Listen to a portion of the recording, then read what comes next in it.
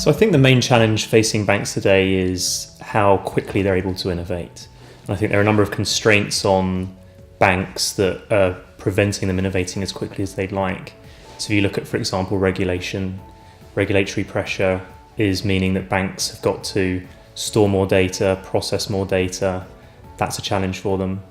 They're under pressure from startups, fintech companies that are innovating much more quickly.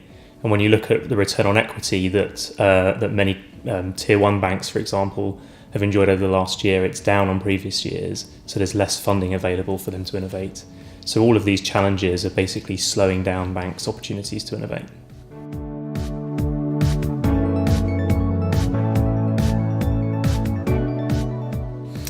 So what we've been doing over the last 18 months, 2 years now, is developing technology that hopefully makes innovation more accessible and cheaper.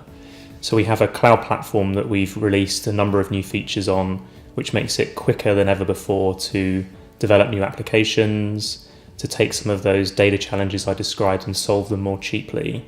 And in the machine learning space, we're making tools freely available by open sourcing them so that now businesses can introduce that technology into their day-to-day workflow.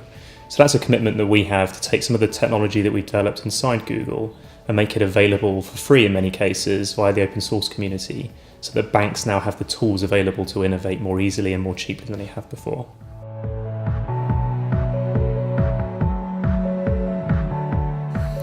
So we're actually seeing a number of use cases across the full spectrum. So in the retail banking, we're seeing machine learning techniques being used to improve customer journey and customer experience. So using prescriptive analytics to help guide banks through how they should take customers through their customer journey. In the back office, we're seeing huge gains in things like anti-money laundering and fraud detection.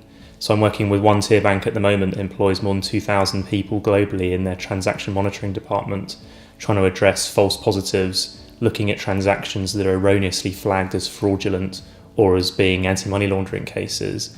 Using deep learning techniques, we've been able to get those false positives down to 5%, which could have an absolutely profound impact on the organisation, how many people they need to employ to actually do this activity manually.